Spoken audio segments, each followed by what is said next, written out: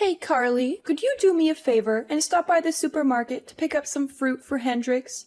He's been craving something sweet and juicy lately. Sure, no problem. What kind of fruit does he like?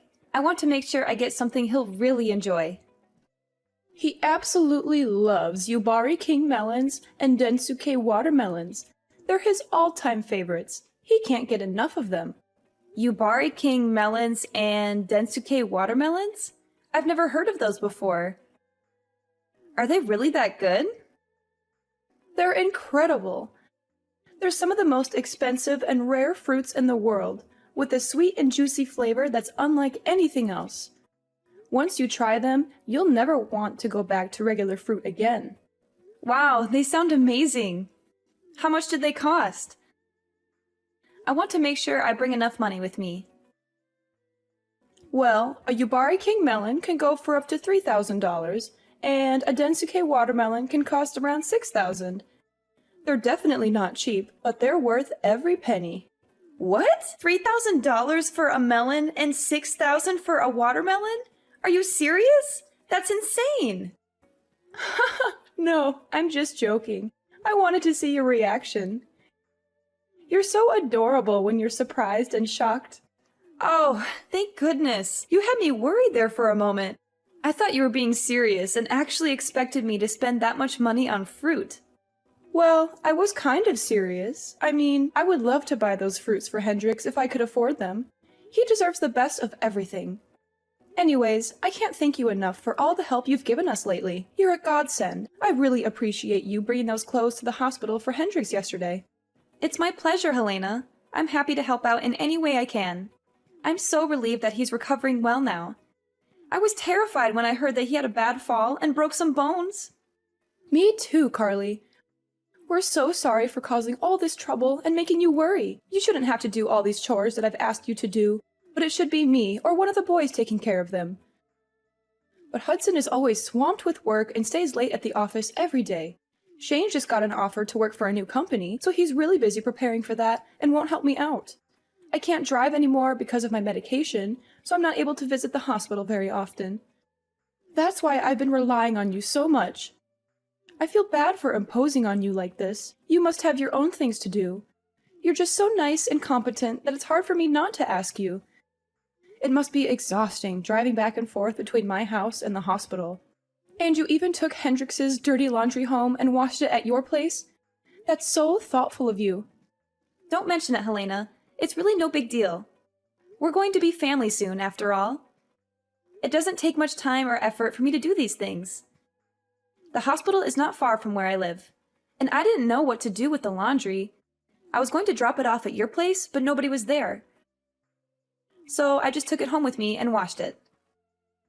That's very sweet of you, but there were some issues with how you did the laundry. The way you fold the clothes is kind of odd. If you fold them like that, they'll get all wrinkled and creased. Oh, I'm sorry about that. I didn't know there was a right way to fold clothes. My mom always used to fold her clothes like that, so I just copied her. Next time you come over, I'll show you the proper way to fold clothes. Actually, I can teach you a lot of things that will help you be a better housewife. You'll be spending a lot of time at my place in the next few months, right? It's a great chance for you to learn. Thank you, Helena. I'll try to learn as much as I can from you. I'll swing by your place next time I have some free time after work.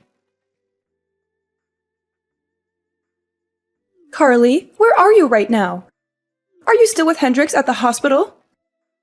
I left the hospital a while ago and went back to work. I had a lot of things to finish today, so I couldn't stay there for long. That's unfortunate. I was hoping you could do me another favor.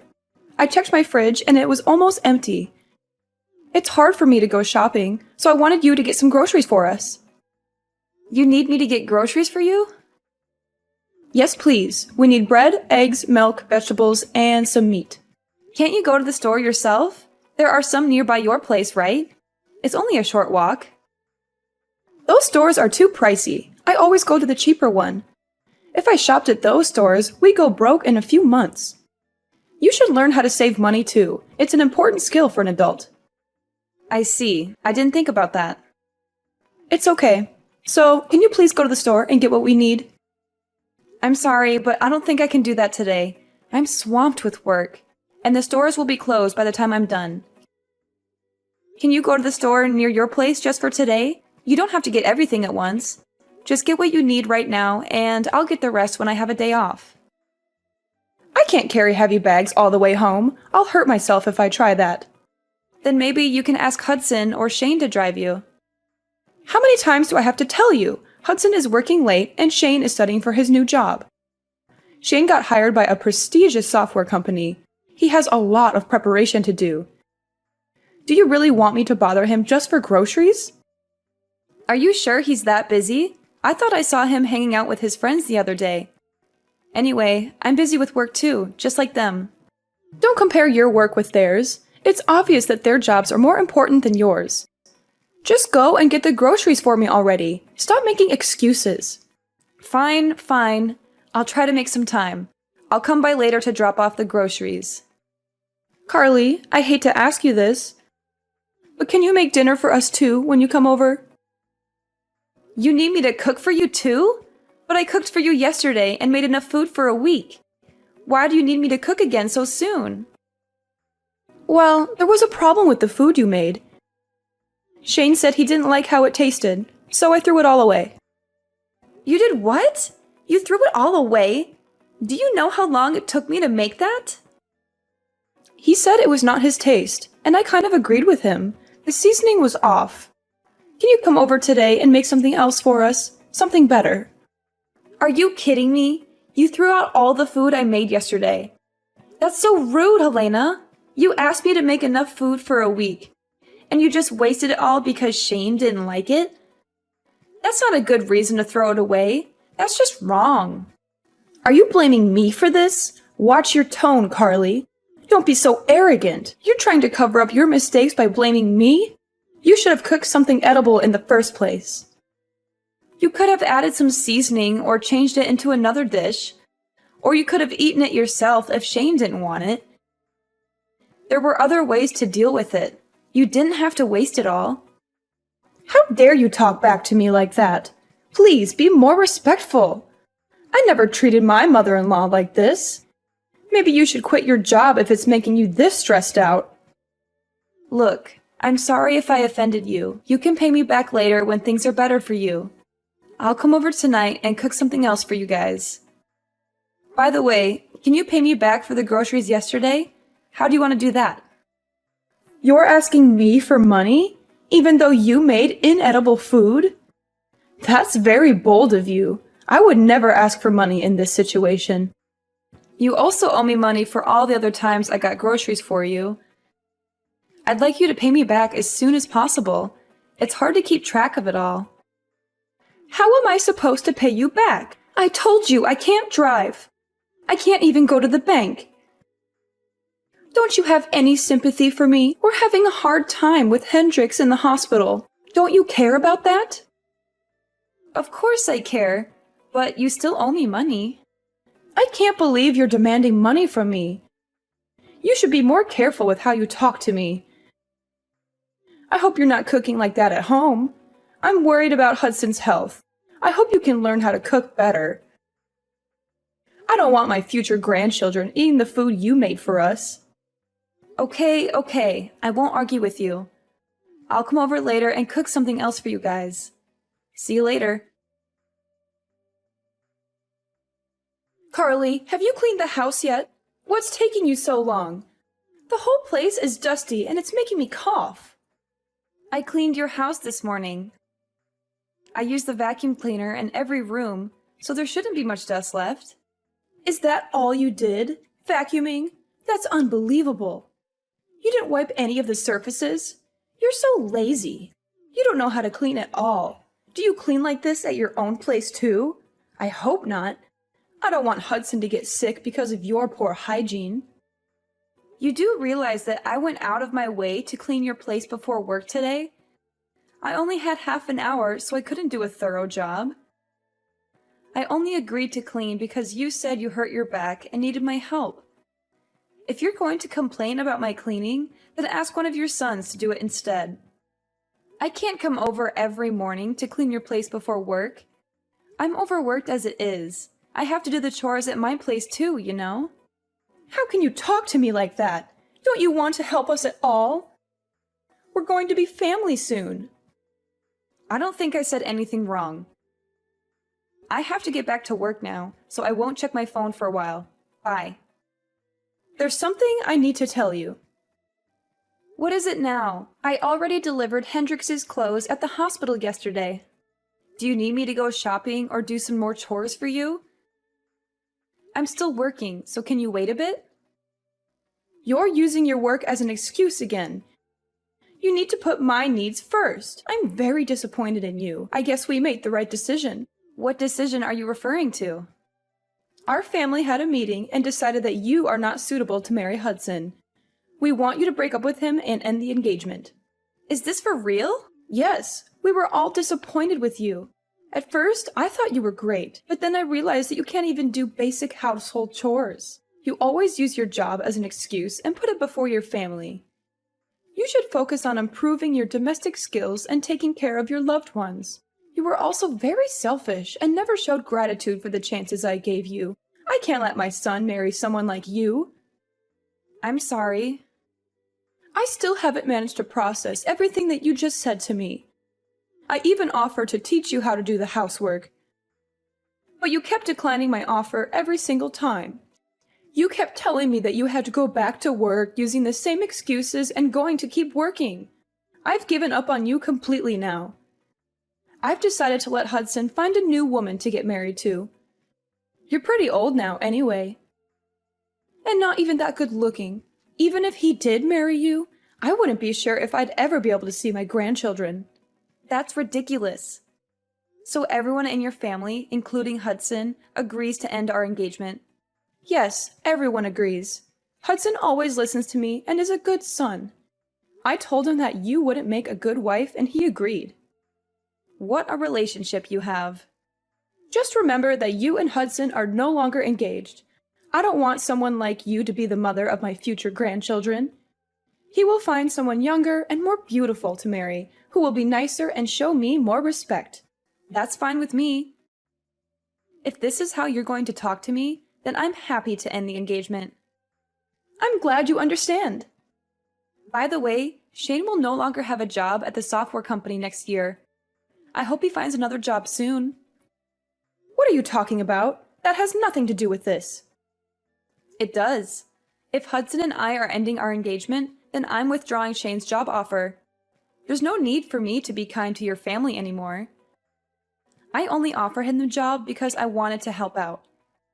He did not interview very well at all, and I felt bad about offering him the position in the first place. I have absolutely no idea what you're talking about. You don't have the authority to take back Shane's job offer. Have you gone completely crazy? Now that you're no longer engaged. I haven't gone crazy at all. Of course I have the authority to take back a job offer.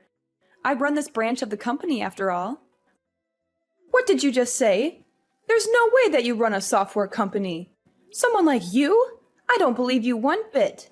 Not the whole company, just this branch. I thought I told you that I manage a small department of a company when we first met.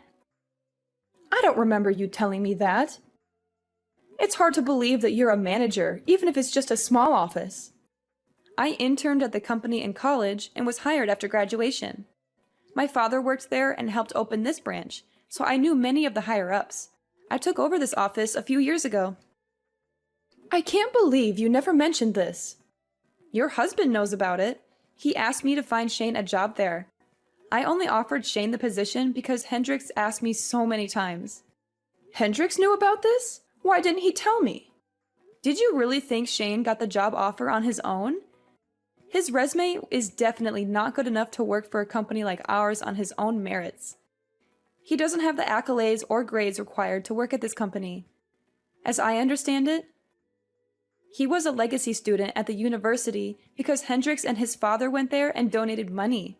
He barely ever studied and spent his entire time partying. Do you really think someone like that would really get a job offer from a company like mine? Hendrix was worried about him and begged me to offer him a job. I only did it to give him a chance to change his life. So Shane only got the job offer because of you and Hendrix? Yes, and now that I'm not marrying Hudson, I'm going to cancel the offer and find someone more capable. Wait, please don't do that. We were all so happy that Shane got such a great job offer. Don't ruin his future. You know what? I'll let you and Hudson get married. No more calling off your engagement. I'm sorry I even brought that up.